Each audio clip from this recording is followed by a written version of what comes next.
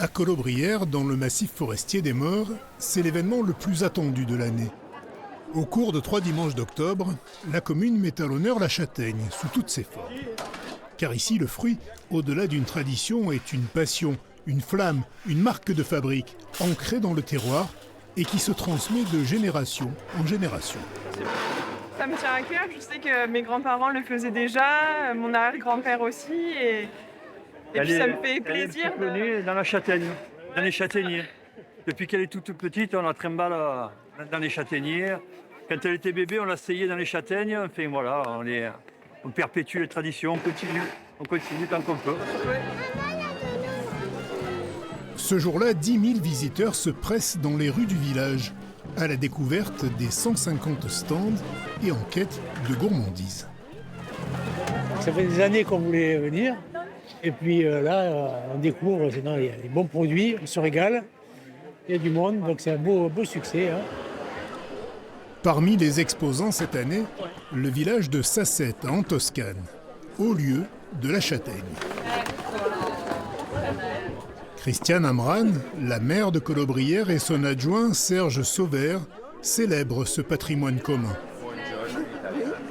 À Colobrières, les gens vivaient de la forêt, du chêne-liège, du bois et de la châtaigne.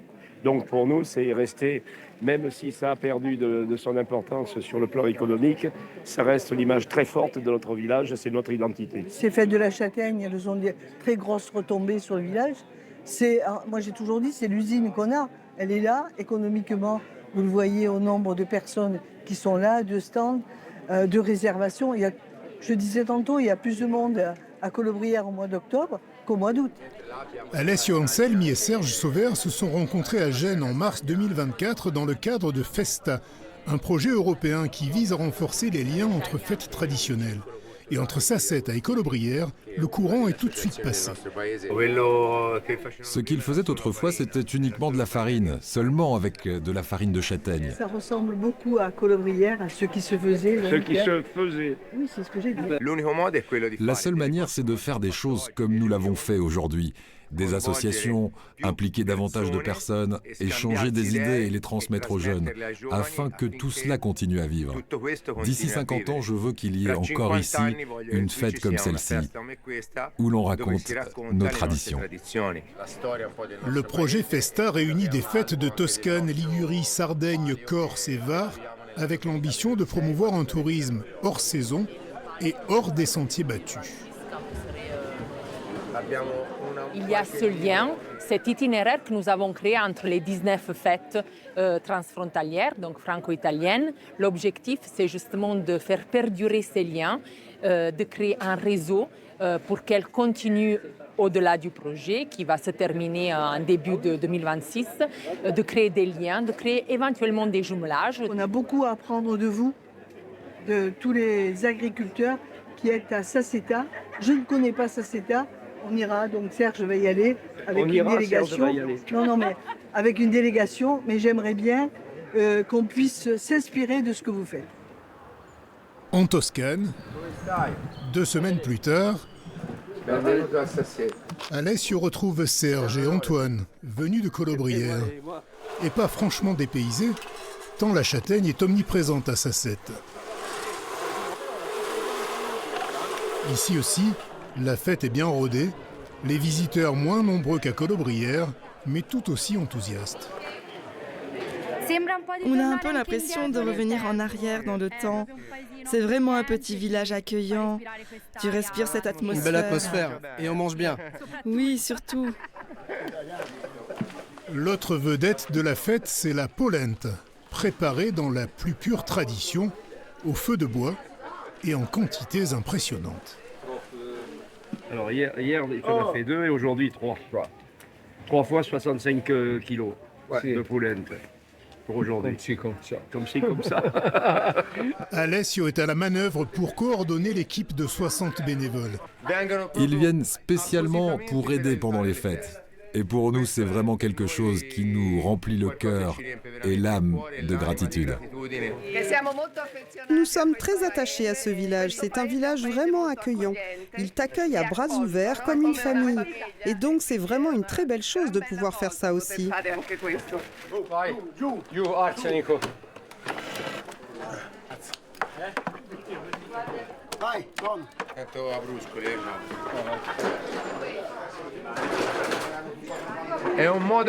C'est une manière de réunir toutes les saveurs de notre terre dans un seul plat, parce qu'on y réunit le gibier et les champignons. Et puis c'est une façon de rester tous unis. C'est une convivialité. Pour accompagner la polenta, des champignons, des perdrix ou encore une sauce au sanglier.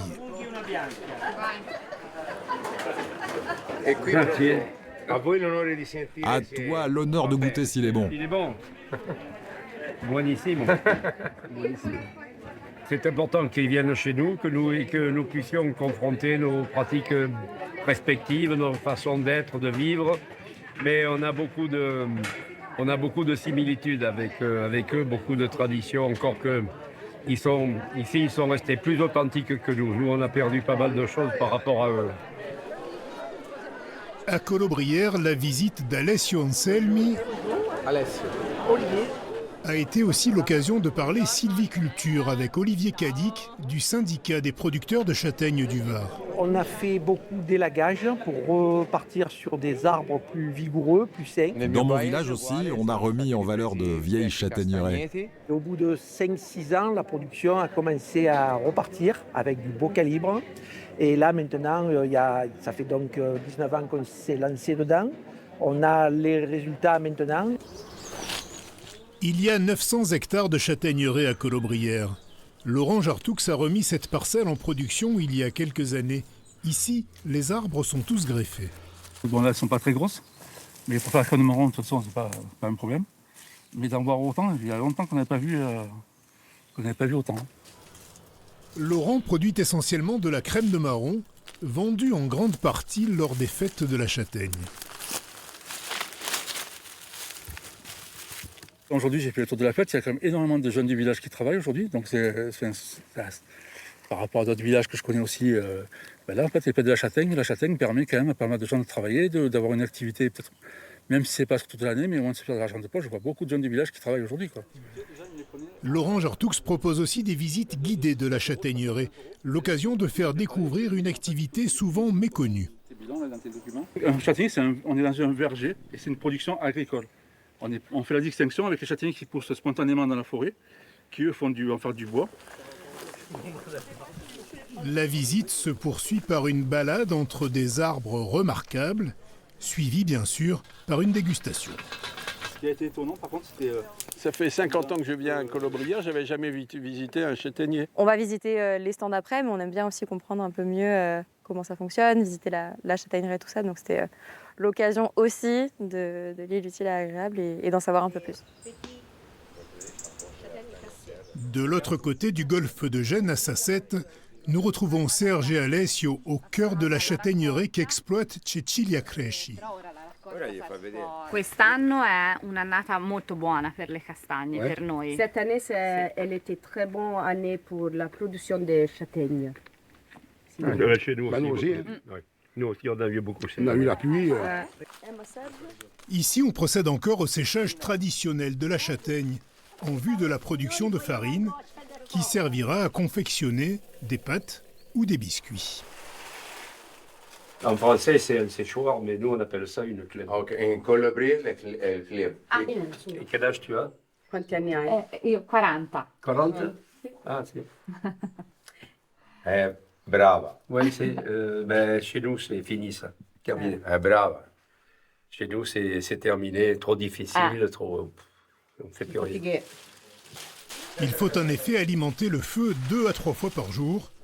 Les châtaignes sont mises à sécher pendant 1 mois. Les produits d'exception de Cecilia sont bien entendu en vente lors des fêtes d'octobre au village. Beaucoup de personnes viennent des villages voisins, mais aussi de plus loin. Il y a donc la possibilité de faire connaître nos produits partout. Ces fêtes sont l'occasion de prolonger la saison touristique à Sasset. Les 5 logements de l'hôtel Diffus, disséminés dans le centre ancien, sont tous occupés. Touristes de passage ou habitués viennent profiter des derniers sursauts de la saison avant la léthargie de l'hiver. Le tourisme, disons, à partir d'octobre, commence un peu à baisser à Sassetta. Nous avons les thermes qui aident beaucoup, mais certainement que les fêtes d'octobre nous aident aussi énormément pour le tourisme. Des clients venus de Grèce ou des États-Unis, mais aussi de Toscane, comme ce couple qui habite à Lucques. Nous venons tous les ans. Nous allons en bas au terme, puis nous restons ici. Nous venons à cette période parce qu'il y a aussi la fête. On en profite, oui. C'est une belle fête ? Oui, très.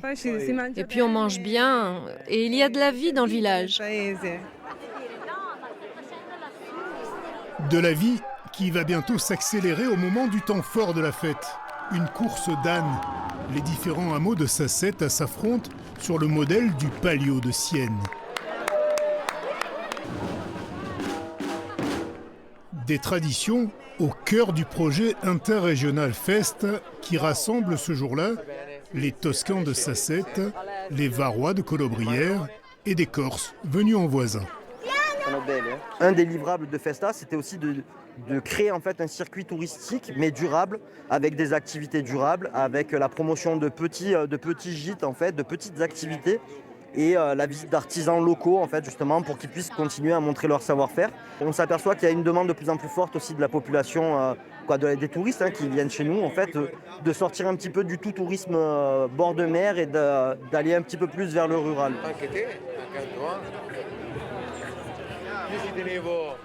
Le projet Festa prend fin en février 2026. Il devrait laisser derrière lui un réseau, de belles amitiés et beaucoup de bonne volonté. Maintenant, je vais me mettre au boulot.